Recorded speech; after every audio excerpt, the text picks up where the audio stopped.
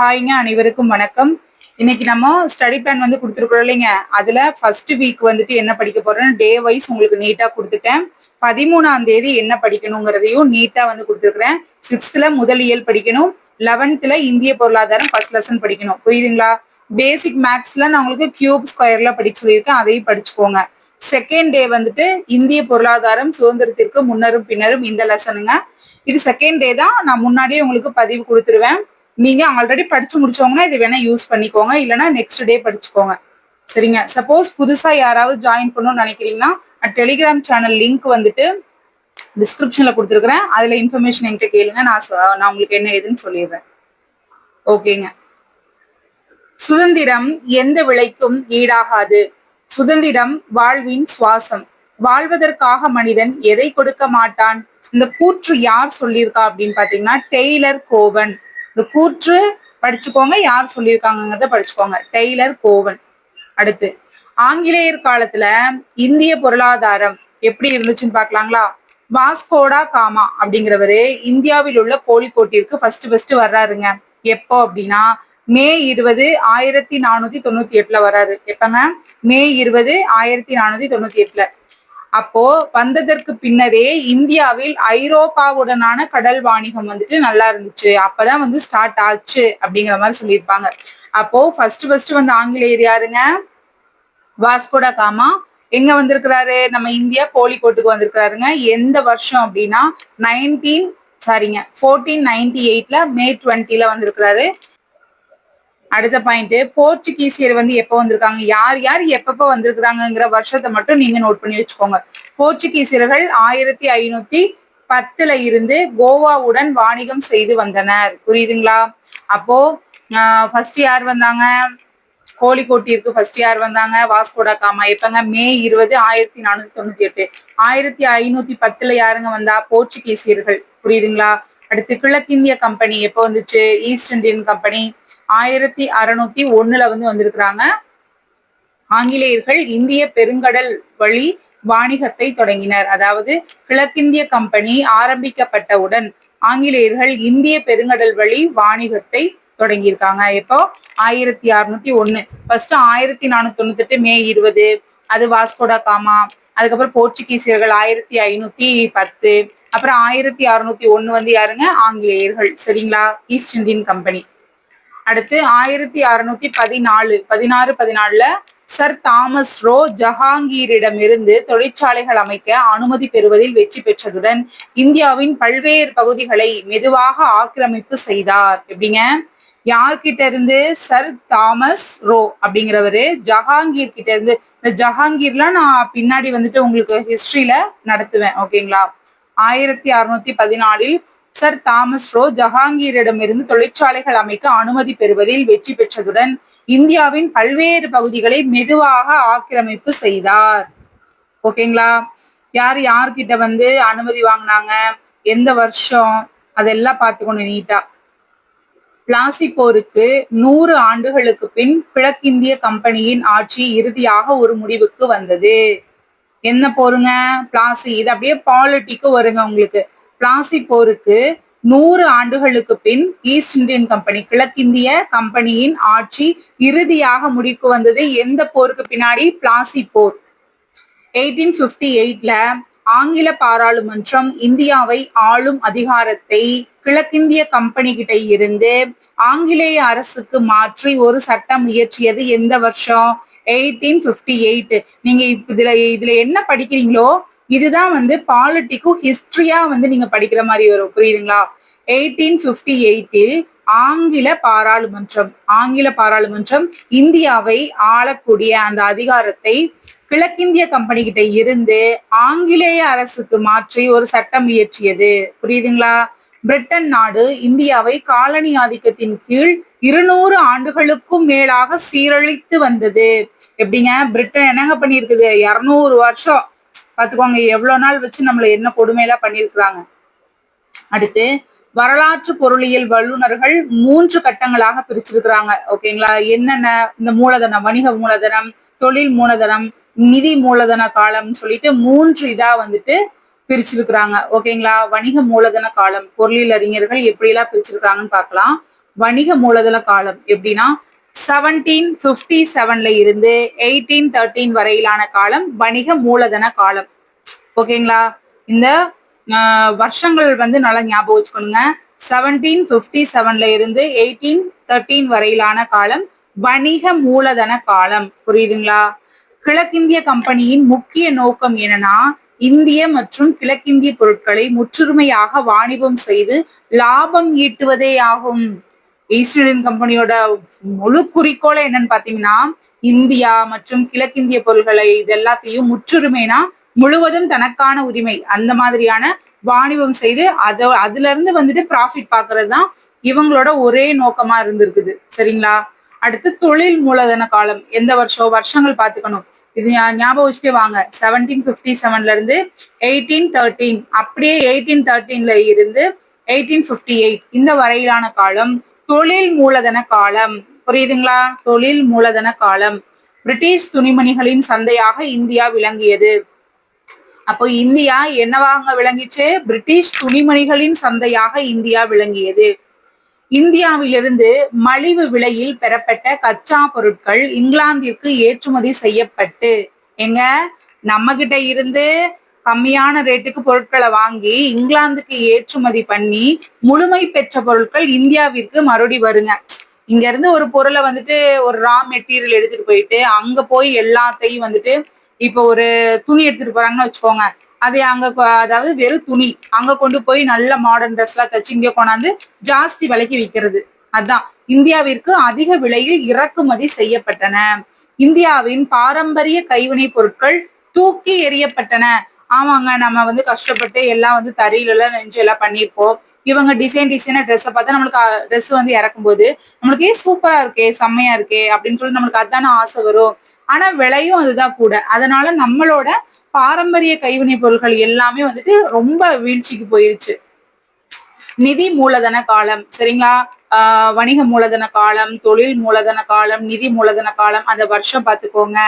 இப்ப வந்துட்டு இது வந்து 19ஆம் நூற்றாண்டின் இறுதி வருடங்களில் இருந்து சுதந்திரம் அடைந்த வரையிலான காலம் 3வது கட்டமான நிதி மூலதன காலமாகும். சரிங்களா?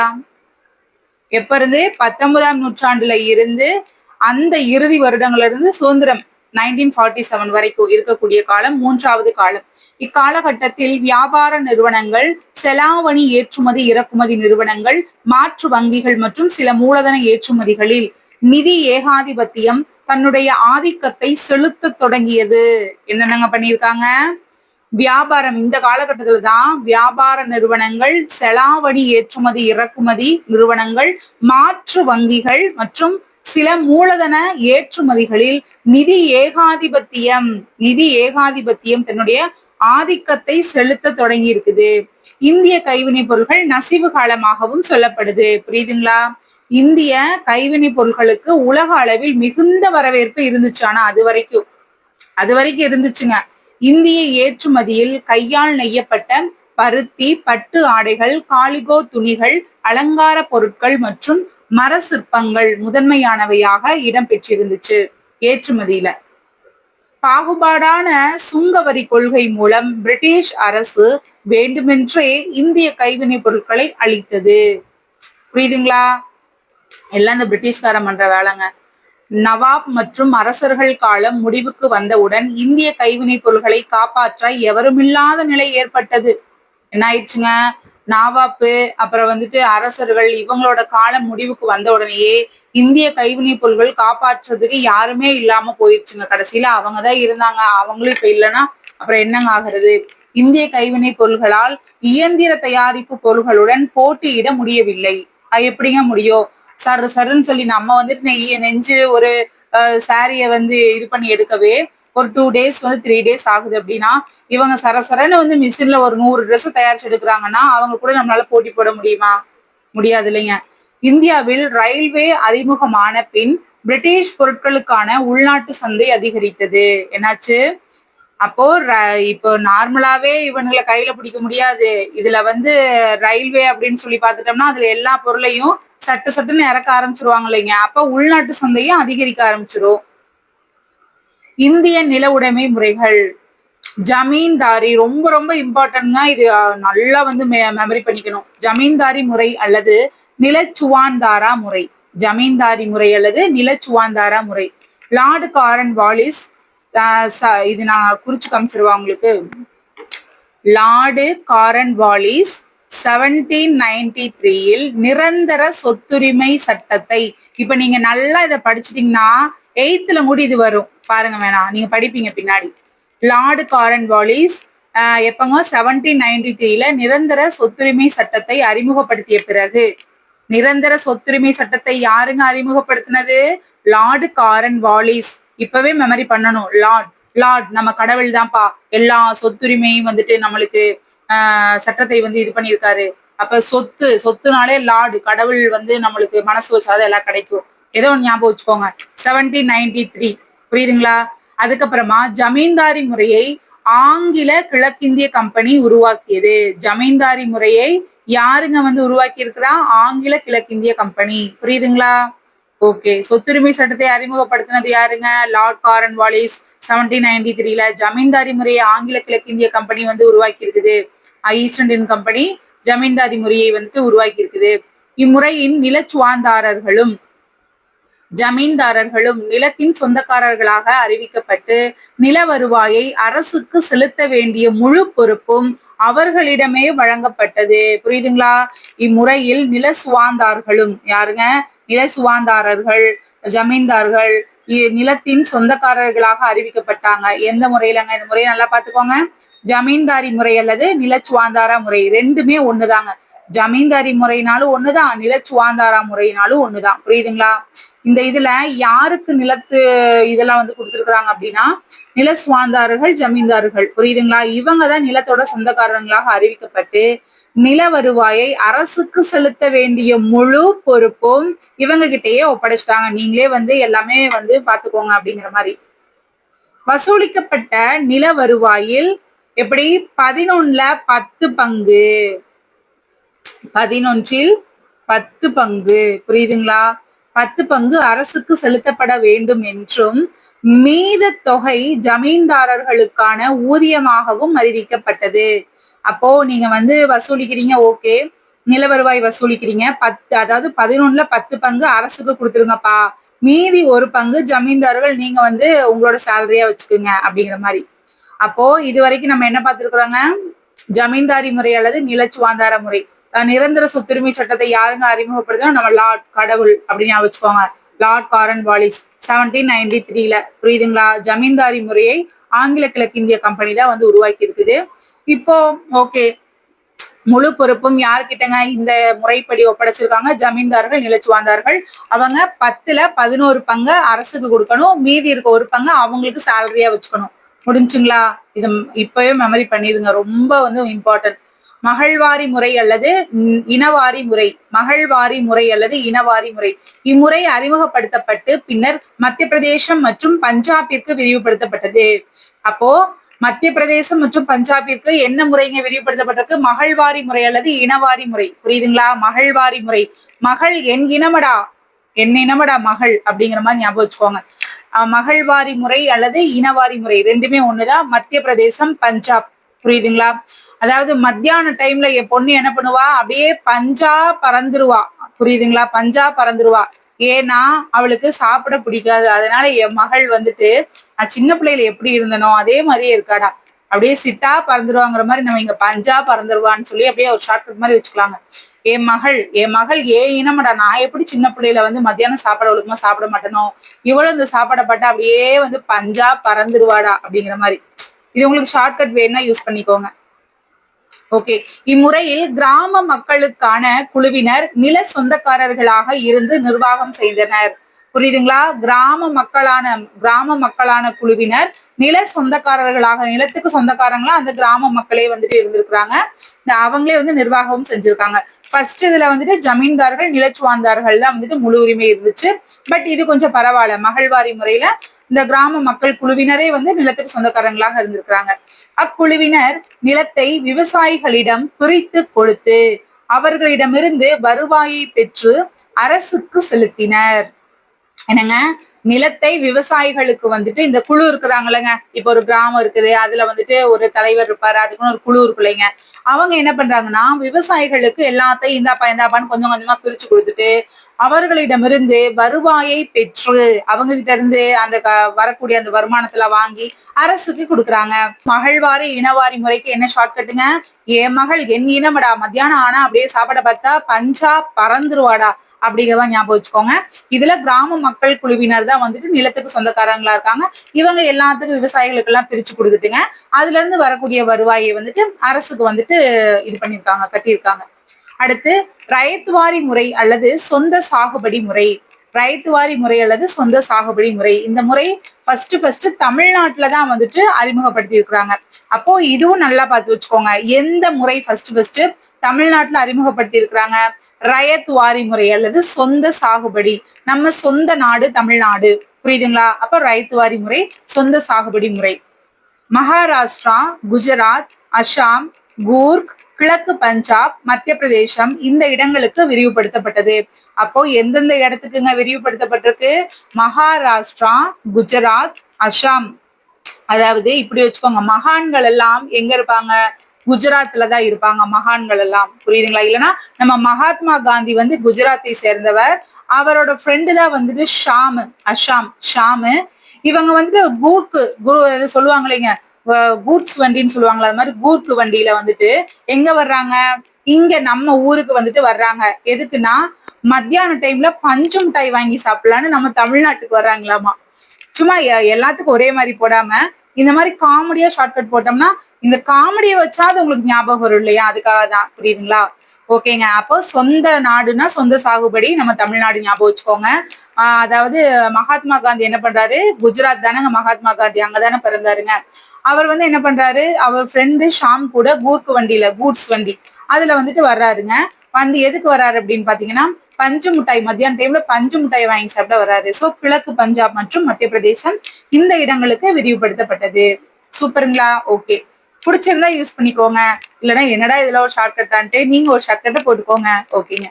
இம்முறையில் நிலத்தை சொந்தம் கொண்டாடும் உரிமை மற்றும் நிலத்திற்கான கட்டுப்பாடு நில உரிமையாளர்களிடமே இருந்தது.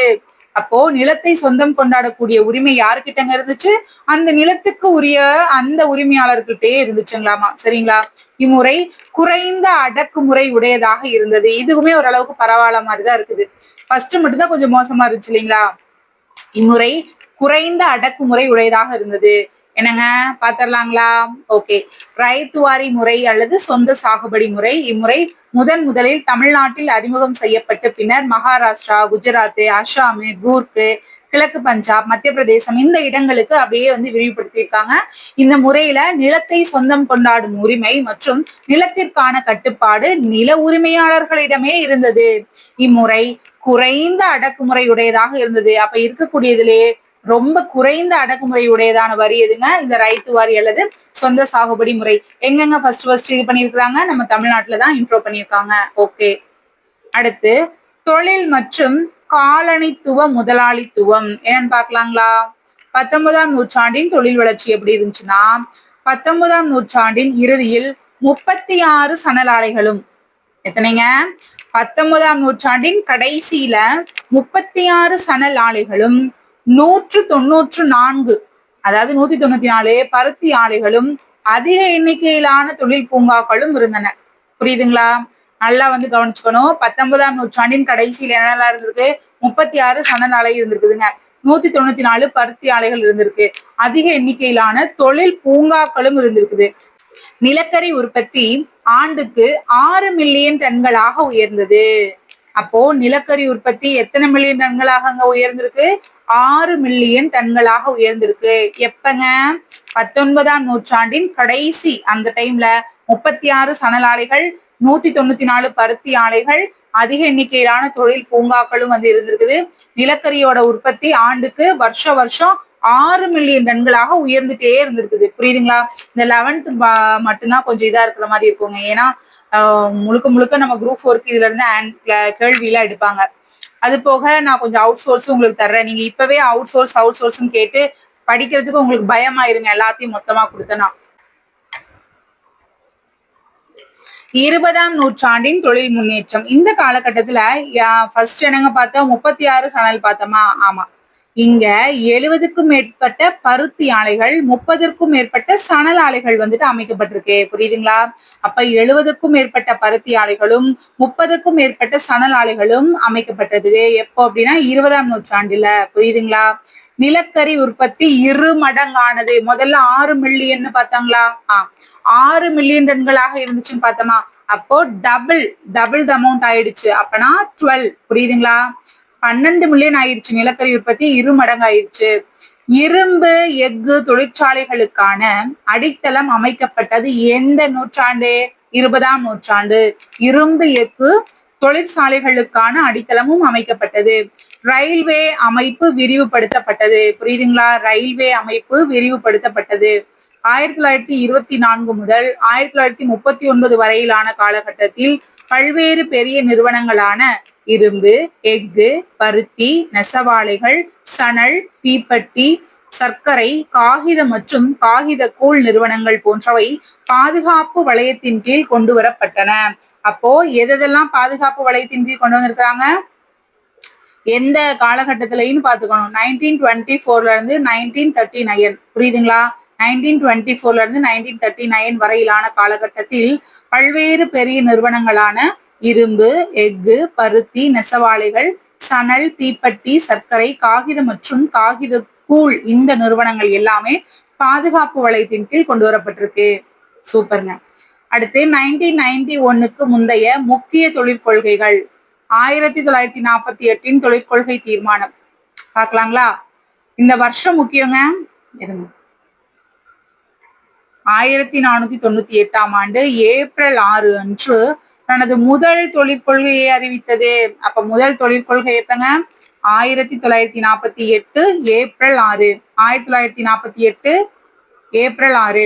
இது இப்ப படிக்கும்போது உங்களுக்கு இதாதாங்க இருக்கும். நான் ரிவிஷன் கொடுப்பேன், அப்புறம் ஓரல் டெஸ்ட்ல லைவ் டெஸ்ட் கொடுப்பேன்ல, அப்பெல்லாம் உங்களுக்கு அப்படியே சூப்பரா மைண்ட்ல நின்றுகிட்டே இருக்குங்க. வருஷங்கள்ல அப்படிதாங்க, படிச்சுக்கிட்டே இருக்கணும், பார்த்துக்கிட்டே இருக்கணும், அப்ப மைண்ட்ல நிற்கும். நீங்க என்னடா இதை ஒரு நாள்ல படிச்சு முடிச்சிடலாமா, சும்மா முடிச்சிடலாமா, இது பண்ணலாமா அப்படின்னு மைண்ட்ல நினைச்சுக்கிட்டே இருக்கிறதுக்கு இறங்கி படிக்க ஆரம்பிக்கணும். புரியுதுங்களா? அது நினைச்சுக்கிட்டே இருக்கிறதுனால அதனால எந்த பிளஸ் பாயிண்ட் இல்லை. பட் படிக்க ஆரம்பிச்சிட்டீங்கன்னா அது நல்ல யூஸ் தானுங்க. புரியுதுங்களா? ஓகேங்க. இந்த கொள்கையின் முக்கிய நோக்கம் இந்தியாவில் கலப்பு பொருளாதாரத்தை அறிமுகப்படுத்துதல் ஆகும். எந்த கொள்கைங்க? அதாவது பாத்துக்கோங்க, ஃபர்ஸ்ட் தொழிற்கொள்கை, முதல் தொழிற்கொள்கை வந்துட்டு 1948 ஏப்ரல் 6ங்க. இதோட முக்கிய நோக்கம் என்னன்னா கலப்பு பொருளாதாரத்தை அறிமுகப்படுத்தணும். இந்தியால கலப்பு பொருளாதாரத்தை அறிமுகப்படுத்தணும்னு சொல்லக்கூடிய அந்த கொள்கை எதுங்க? 1948 ஏப்ரல் 6ல கொண்டு வரப்பட்ட முதல் தொழிற்கொள்கை. என்னங்க அதோட இது முக்கிய நோக்கம்? என்னங்க? இந்தியாவில் கலப்பு பொருளாதாரத்தை கொண்டு வரணும். இந்திய தொழில்கள் 4 வகைகளாக பிரிக்கப்பட்டிருக்கு. சரிங்களா? அது என்னென்ன அப்படின்னா, இப்ப இங்க இடையில கொடுத்திருக்கிறது என்ன அப்படின்னு பாத்தீங்கன்னா, இது ஒரு பாக்ஸ்ல கொடுத்திருப்பாங்கங்க. அதனால நான் இங்க கொடுத்திருக்கிறேன், உங்களுக்கு அதை வாசிக்கிறேன். ஆனா 4 வகைகள் என்னன்னு பாத்தீங்கன்னா, பொது மற்றும் தனியார் துறை, அடுத்து கட்டுப்படுத்தப்பட்ட தனியார் துறை, இன்னொன்னு தனியார் துறை, அப்புறம் கூட்டுறவு நிறுவனங்கள். இந்த மாதிரி 4 வகையாக இருக்குது. புரியுதுங்களா? என்ன இருக்குதுங்க 4 வகையாக? இந்திய தொழில்கள் 4 வகையாக பிரிக்கப்பட்டிருக்கு. புரியுதுங்களா? அடுத்து இது என்னன்னு பாத்தீங்கன்னா, ஒரு சின்ன பாக்ஸ்ல கொடுத்திருப்பாங்க. இதையும் மிஸ் பண்ணக்கூடாதுன்னு நான் உங்களுக்கு கொடுத்திருக்கிறேன். இந்திய தொழில் கொள்கை. இந்த தொழில் கொள்கையில ஃபர்ஸ்ட் 1948. இதுல மைய அரசின் முற்றுரிமையாக என்னென்னலாம் இருந்துச்சுன்னா, ரயில்வே, அதாவது மைய அரசின் முற்றுரிமை ரயில்வே இருந்திருக்குது. இராணுவ தளவாடங்கள், அணு ஆற்றல், தபால் துறை போன்றவை இந்திய அரசின் முற்றுரிமையின் கீழ் செயல்படும். என்னென்னலாம் இந்திய அரசின் கீழே இருக்கும் அப்படின்னு பாத்தீங்கன்னா, இராணுவ தளவாடங்கள், அணு ஆற்றல், தபால் துறை, இது எல்லாமே இந்திய அரசின் முழுக்க முழுக்க அவங்களுக்கே உரியதாக செயல்படுங்கிறத முற்றுரிமை. மாநில அரசின் முற்றுரிமை என்னென்ன அப்படின்னு பாத்தீங்கன்னா, இயற்கை வளங்கள், நிலக்கரி, எஃகு, விமான உதிரி பாகங்கள் தயாரிப்பு, வாகன உற்பத்தி, கம்பியில்லா தொடர்பு, இந்த சாதனங்கள், கம்பியில்லா தொடர்பு சாதனங்கள், எண்ணெய் வளங்கள், இது எல்லாம் மாநில அரசின் முற்றுரிமையின் கீழ் செயல்படும். புரியுதுங்களா? அப்போ மைய அரசு கிட்ட முக்கியமானதெல்லாம் போயிடு. இராணுவ தளவாடங்கள், அணு ஆற்றல், அப்புறம் என்னங்க தபால் துறை, இது எல்லாமே சென்ட்ரல் கவர்மெண்ட் எடுத்துக்கிச்சுங்க. இங்க நம்ம ஸ்டேட் கவர்மெண்ட் கிட்ட இயற்கை வளங்கள், நிலக்கரி, எஃகு, விமான உதிரி பாகங்கள் தயாரிக்கிறது, வாகன உற்பத்தி, இது எல்லாமே நம்மளுக்கு கொடுத்துட்டாங்க. புரியுதுங்களா? சரிங்க. ஒழுங்குபடுத்தப்படாத தனியார் அமைப்புகள் என்னன்னு பாத்தீங்கன்னா, மேல சொல்லியிருக்கக்கூடிய மைய அரசு, மாநில அரசு இதை தவிர்த்து மீதி அதுக்குள்ள இருக்காத மற்றதெல்லாம் இரண்டில் உள்ளடங்காத ஏனைய தொழில்களில் தனியார் அமைப்புகள் மற்றும் கூட்டுறவு அமைப்புகள் ஈடுபடலாம் அப்படின்னு சொல்லியிருக்கிறாங்க. இது ஒரு பாக்ஸ்ல இருக்கும் புக்ல. நான் உங்களுக்கு ஆல்ரெடி புக் பிடிஎஃப் கொடுத்துருக்குறேங்க. இருந்தாலும் நான் பாயிண்டா வந்துட்டு உங்களுக்கு இந்த பிடிஎஃப் கொடுப்பேன், யூஸ் பண்ணிக்கோங்க. இப்போ 1956 தொழிற்கொள்கை தீர்மானம் பார்த்துடலாங்களா? 1956ல தொழில்துறை தீர்மான கொள்கை பொதுத்துறைக்கு முக்கியத்துவம் கொடுத்தது. ஃபர்ஸ்ட் கலப்பு பொருளாதாரத்துக்கு. ஆமா தானங்க, 1948 ஏப்ரல் 6ன்னு பார்த்தாங்களா? இது வந்து 1956 எதுக்குங்க? பொதுத்துறைக்கு முக்கியத்துவம் கொடுத்திருக்கு. அதே நேரத்தில் தனியார் துறையும் நியாயமான முறையில் வழிநடத்தியிருக்கு. தனியார் துறையும் எடுத்துட்டு போயிருக்குது, பொதுத்துறை கொண்டு போயிருக்கு. ஃபர்ஸ்ட் ஒன் கலப்பு பொருளாதாரத்துக்கு முக்கியம், அதோட நோக்கம் சொல்லி பார்த்திருக்கோம். அரசாங்கம் குடிசை தொழில் மற்றும் சிறு தொழில்களை ஊக்குவித்து நேரடி மானியம் அளித்தது. குடிசை தொழில், சிறு தொழில் இதுக்கெல்லாம் நேரடியா வந்துட்டு மானியம் கொடுத்திருக்குது. பெருமளவு உற்பத்தி நிறுவனங்களின் உற்பத்தியை கட்டுப்படுத்த பல்வேறு விதமான வரிகளையும் அரசு விதித்தது. இதை சும்மா தெரிஞ்சுக்கோங்க. அடுத்து 1956 இது ஒரு பாக்ஸ்ல தான் கொடுத்திருப்பாங்க. மகளன் ஓபிசியின் வளர்ச்சி மாதிரியின் அடிப்படையில் அமைக்கப்பட்டது. ரொம்ப இம்பார்ட்டன்ட். அப்போ 1956 தொழிற்கொள்கை யாருடைய இதன்படி அமைக்கப்பட்டுச்சுன்னா, மகளன் ஓபிஸ், பிசி மகளன் ஓபிஸ்ன்னு இவரை சொல்லுவாங்க. 5ஆண்டு திட்டத்துல நம்ம படிப்போம் இவரோடது. சரிங்களா? மகளன் ஓபிசியின் வளர்ச்சி மாதிரியின் அடிப்படையில் அமைக்கப்பட்டது. இது நீண்ட கால பொருளாதார வளர்ச்சிக்கு கனரக தொழிற்துறையின் முக்கியத்துவத்தையும் உணர்த்தியது. புரியுதுங்களா? கனரக தொழில்துறை. தொழிற்கொள்கை 1956 தொழில்கள் 3 வகையாக பிரிக்கப்பட்டிருக்காங்க. புரியுதுங்களா? என்னென்ன? 17 தொழில்கள்னு சொல்லிட்டு ஒரு இது, அடுத்து 12 தொழில், அது போக இதை தவிர்த்து மீதி இருக்கக்கூடியதெல்லாம் பார்க்கலாம் இருங்க. 17 தொழில்கள் ரயில்வே, வான்வழி போக்குவரத்து, இராணுவ தளவாடங்கள், வெடிமருந்துகள், இரும்பு மற்றும் எஃகு, அணு ஆற்றல் போன்ற தொழில்கள் வந்து இந்த 17 தொழில்களுக்குள்ள வந்துரும். 12 தொழில்கள் வந்துட்டு மாநில அரசுக்கு சொந்தமாக கொண்டிருக்கும். புரியுதுங்களா? இந்த தொழில்களுக்கு தனியார் துறை துணையாக இருக்கும் என எதிர்பார்க்கப்பட்டது. எதுங்க? 12 தொழில்களுக்கு. 3வது பிரிவு மேற்காண் தொழில்கள் தவிர்த்து ஏனைய தொழில்கள் தனியார் துறையோ அல்லது அரசு துறையோ வளர்ச்சியை நோக்கமாக கொண்டு செயல்பட தடை இல்லை. இது சும்மா தெரிஞ்சுக்க வேண்டியதாங்க. இது அவ்வளவு இம்பார்ட்டன்ட் இல்லை. சரிங்க, இதோட போதும். நெக்ஸ்ட் நம்ம பசுமை புரட்சி வந்துட்டு பார்க்கலாம். ஏன்னா இதுக்கே ½ ஆயிடுச்சுன்னா உங்களுக்கு படிக்கக்கூடிய அந்த இன்ட்ரெஸ்ட், அந்த கவன சிதறல் ஏற்பட்டுரும். அதனால இதை ஃபர்ஸ்ட் இதுல என்னென்னலாம் இருக்குதோ இதெல்லாம் நல்லா மார்க் பண்ணி படிச்சுக்கோங்க. பிடிஎஃப் வந்துட்டு பெய்ட் பேட்ச் ஸ்டூடெண்ட்டுக்கு உங்களுக்கு வந்துடும். ஓகேங்களா? நல்லா படிங்க. நெக்ஸ்ட் பார்ட் நான் போடுறேன். புரியுதுங்களா? இதுல ரொம்ப கம்மியா தான் இருக்கும். இப்ப நிறைய பேர் என்கிட்ட புக் இல்லைன்னு சொல்றதுனாலதான் நான் இந்த மாதிரி ஃபுல்லா பாயிண்ட் எடுத்துட்டு வந்து போட்டுட்டு இருக்கேன். புரியுதுங்களா? இதுல என்னென்ன பாயிண்ட் முக்கியமோ நான் சொல்லியிருப்பேன், அதை மட்டும் குறிச்சு படிச்சா போதும். சரிங்க, நன்றி, வணக்கம். எல்லாம் நல்லா படிங்க.